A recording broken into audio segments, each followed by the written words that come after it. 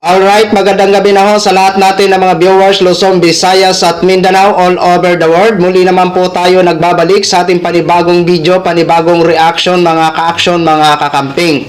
Okay, pag-usapan lang ho natin itong latest update na hanggang ngayon ay nagrarally pa po ang ating mga kaibigan ng mga DDS sa Liwasan Bonifacio. Gaano ba ito karami sila at wala pa rin kadala-dala sang kararally? Okay. Ito nga ho mga ka-action. Binanata ng isang DDS na humahawak ng mikropono itong dalawang congressman na si Saldico at saka si dating House Speaker Martin Romualdez. Okay? So, sa usaping korupsyon, ang prinsipyo ko ho talaga mga ka-action, mga kakamping. Kakampi ko man sila o hindi, kalugar ko man sila o hindi, wala po akong ipagtatanggol.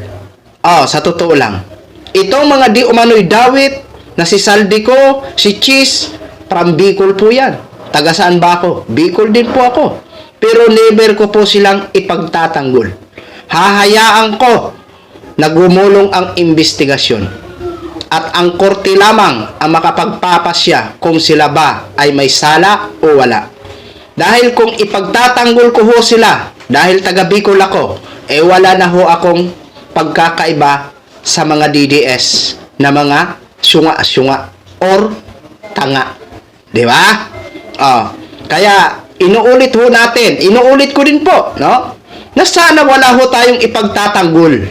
Kakampi man natin o hindi, kalugar man natin o hindi, wala po tayong ipagtatanggol. Hayaan ho natin na gumulong ang investigasyon sa di umano'y mga sangkot nito. Di ba? Dahil kapakanan po ito natin. Ang iniisip natin, buti lang ho mga yan, hindi ho magugutom yan eh. Di ba? Paano tayo? Lalong-lalo na ang ating mga kababayan na nagdudurusa sa tuwing may bagyo. Di ba? Abay, grabe namang alipunga. Sinong may kasalanan? Di ba? Yung mga taong di umano dawit, di ba? Dahil, swapa o sungak-sungak sa kwarta, sa pira. Di ba? Kaya ito pakiusap ko sa inyo, ang laban na to na kontra korupsyon, wala sana tayong kakampihan. 'Di ba? Dahil kung may kakampihan ho tayo, wala na tayong pagkakaiba sa mga DDS. 'Di ba? Tingnan yung nangyari sa impeachment o trial sana sa Senado. 'Di ba? Umingay ba sila? Pinagtatanggol ho nila. 'Di ba? Eto ho, mga ka-action, mga kakamping. Panoorin muna natin at pakinggan natin itong rally ngayon na nagaganap sa Liwasan Bonifacio ng ating mga kababayan ng mga DDS. Ito po. Sinabi niya na kung bakit nagkakagulo ang Pilipinas dahil Speaker Martin Romualdez. Ito pang isang abogado nitong burubudi, si J.T. Beatrix. Ang sabi niya, saan po yan? Dito po kami ngayon sa Liwasang Bonifacio. Ma'am Evangelina yan, shout out. Kaya may baha Ma'am Gracia, shout out sa'yo. Grabe nang ba kayo sa Senado, grabe. Jesus, so di ko binulgar na si Martin Mayanik na yan. Bangag na. Ayan, oo. Speaker Romualdez. Patay na. Ito nagkalabo-labo Yan na po talaga to. ang nais natin tandaan na ang pinapaikot sa atin ay pera din natin. Pera Ma'am Lani, shout out sa'yo, na nagmumula sa mga taong ordinaryong Pilipino na dugot pawis na naghihirap para lamang may pakain sa kanilang bro? mga pamilya.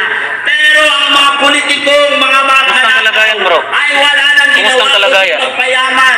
Nagbitay Bigyan gyapon? ng magandang buhay. Nagbitay gyapon itlog? Sa kanilang mga pamilya. Isama ko na po ang aming Ma'am Sorila G, shout out sa'yo. Dapat sundan ulit natin ang rally. Franz Pumarin. Di ba tinakpan niya kanyang bahay ngayon? Bakit gagawin nila yun kung hindi sila nagnakaw sa kaban-bayan? Kung malinis ang kanilang mga konsensya. Ako, Franz Pumarin. Idol ko pa naman to. Ang isyong ito, humarap sila sa taong bayan. Idol ko pa naman to si Franz Pumarin, guys. Takot sila humarap. Idol ko to, si Franz Pumaren. Halos Doon ako kay may nag-rally. nangyayari.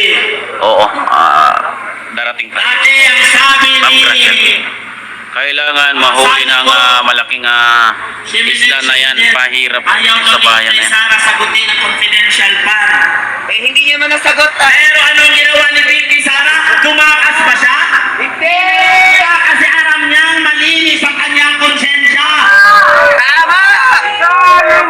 Pero itong si Sadiko, siya maawi sa Pilipinas kasi lilitsunin yung sambayan ng Pilipino.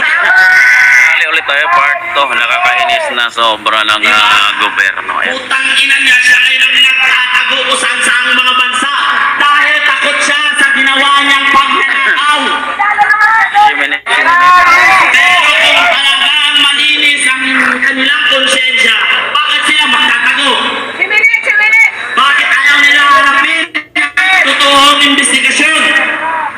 At ang tunay na nag-iimbestiga ay ang taong bayan, hindi ang mga ICI na yan, hindi ang Kongreso, hindi ang Senado, dahil ang taong bayan ang nagpaupo Karma is coming, mga politikong yan. Ika nga. Oo nga eh.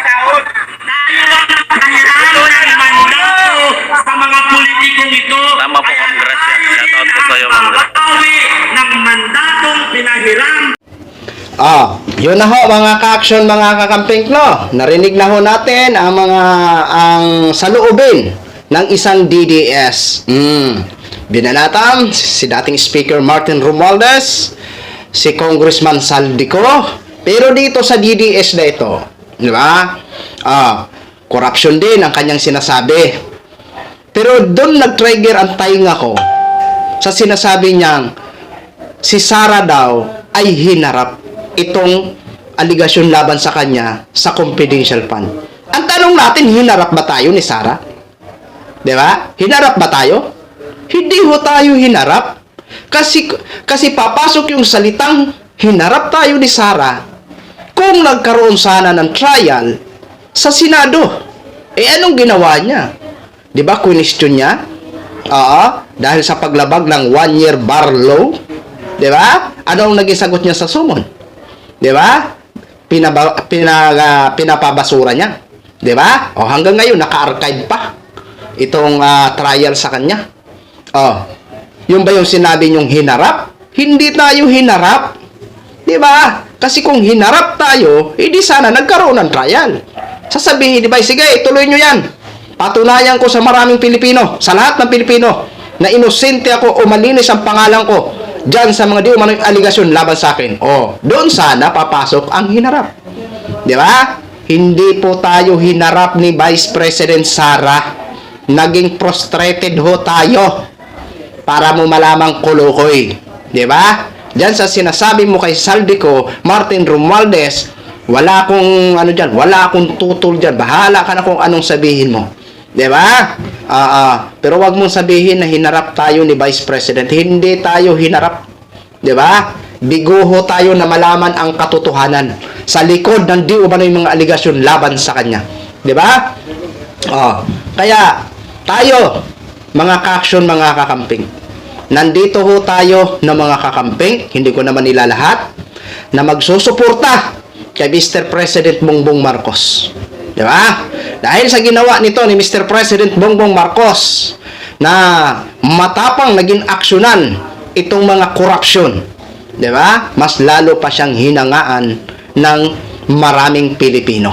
Di ba? Kaya ituloy nyo po ang laban, Mr. President Bongbong Marcos.